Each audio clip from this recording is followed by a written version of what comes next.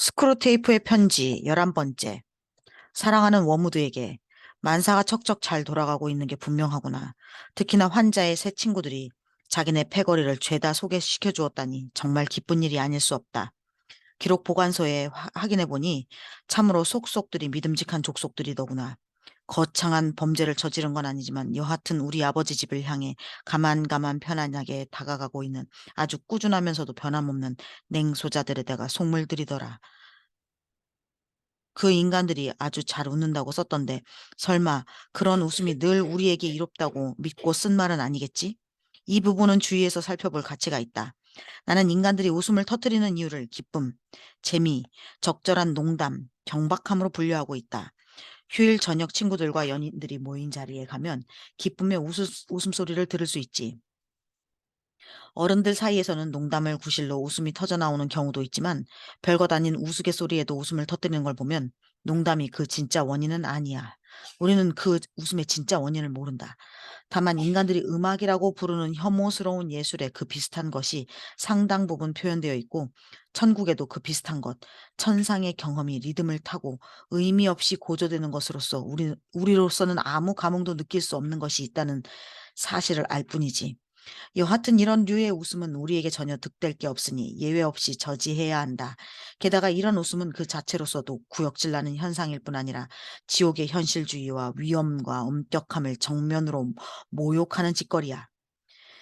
재미는 기쁨과 긴밀히 연관되어 있지. 인간의 유의 본능에서 우러나오는 뭐랄까 감정의 거품 같은 것으로 우리에겐 거의 쓸모가 없다. 원수가 바라는 대로 느끼거나 행동하지 못하도록 인간의 주의를 빼앗는 데 써먹는 경우가 가끔 있긴 하다만 그래도 그 자체만 놓고 볼 때 재미라는 건 전혀 바람직하지 못한 경향이야. 자비나 용기나 만족을 비롯한 여러 악들을 조장하거든. 부조리를 어느 한순간에 갑자기 깨닫게 만드는 적절한 농담이 재미보다야 훨씬 더 유망한 분야지. 난 지금 음탕하고 추잡한 유머를 말하는 게 아니야. 이류급 유혹자들이 이 분야에 많이 의존한다만 실제로는 결과에 실망할 때가 많아. 사실 이 문제에서 인간은 두 부류로 선명하게 갈라진다. 욕정만큼 진지한 열정을 없다고 믿는 인간들한테 음담패설을 웃음거리로 던져줄 경우에는 웃기면 웃길수록 성적 도발의 효과를 정확히 내기가 힘들어지지. 반면 웃음과 욕정이 같은 계기로 동시에 유발되는 인간들도 있어. 첫 번째 부류의 인간들은 성에 관한 농담이 많은 부조리를 만들어낸다는 이유로 이런 농담을 즐기고 두 번째 부류의 인간들은 성에 관해 말할 구실이 되기 때문에 부조리를 양산해내.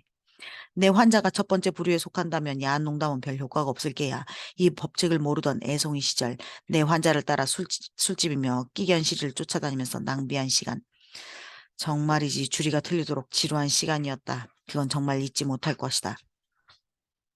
일단 환자가 어느 부류에 속하는지 파악하거라. 하지만 환자 자신은 자기 소속을 모르게 해야 한다.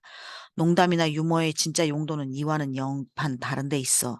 이런 용도는 특히 영국인들한테 써먹을 만하지.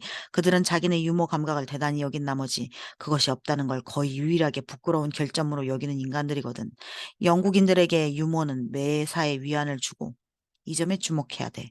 매사에 변명이 되어주는 삶의 은총이란다. 따라서 수치심을 파괴하는데 농담보다 더 훌륭한 수단은 없지.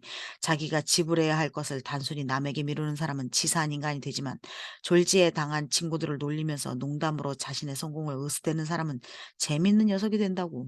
단순히 비겁하다는 건 수치스러운 일이야. 하지만 우습게 과장하고 괴상한 몸짓을 해가며 으스대면 비겁함도 재밌거리로 둔갑시킬 수가 있지. 잔인성도 마찬가지야. 자기의 잔인성을 노련한 농담으로 포장해버릴 수만 있다면 전혀 수치심을 느낄 필요가 없어. 그러니까 인간을 지옥으로 떨어뜨리려고 할 때 매사를 농담으로만 처리할 수 있다면 동료들에게 비난은커녕 경탄까지 받아가며 내가 원하는 것들을 할 수 있다. 이 깨달음이야말로 수천 마디의 음담 패설이나 신성 모독보다 훨씬 더 쓸모 있는 거야.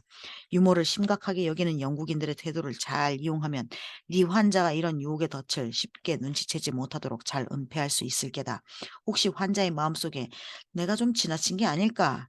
라는 생각이 고개를 들거든. 웬 청교도적이고 유머 감각이 부족한 생각이냐? 이렇게 받아치거라. 하지만 뭐니 뭐니 해도 최고 좋은 건 경박함이야. 무엇보다 아주 경제적이거든. 다른 것도 마찬가지지만 미덕에 대해 진짜 농담을 만들어낼 수 있으려면 영리해야 하는 법이다. 이런 인간들은 마치 미덕이 우스운 것인 양 떠들도록 훈련시킬 수 있지. 그런데 경박한 인간들은 늘상 농담이 이미 만들어져 있기라도 한 것처럼 생각하거든. 사실은 그 누구도 농담을 만들어내지 못하면서 말이지. 그러면서도 심각한 주제를 놓고 토론할 때는 자기는 이미 거기에서 우스운 부분을 찾아냈다는 냄새를 피우는 게야. 이런 상태를 오래 끌 수만 있다면 경박함이 습관으로 굳어져서 마치 갑옷처럼 인간의 온몸을 둘러싸게 된다. 내가 아는 한 이건 원수의 공격을 막아내기에 최고 좋은 철갑이야. 더구나 경박함은 다른 웃음의 근원들과 달리 위험 요소가 전혀 없지. 기쁨과 한참 떨어져 있는 데다가 지성의 나를 벼리는 대신 무디게 만들고, 그렇다고 함께 웃는 사람 사이에서 애정을 만들어주는 것도 아니거든. 너를 아끼는 삼촌, 스크루테이프.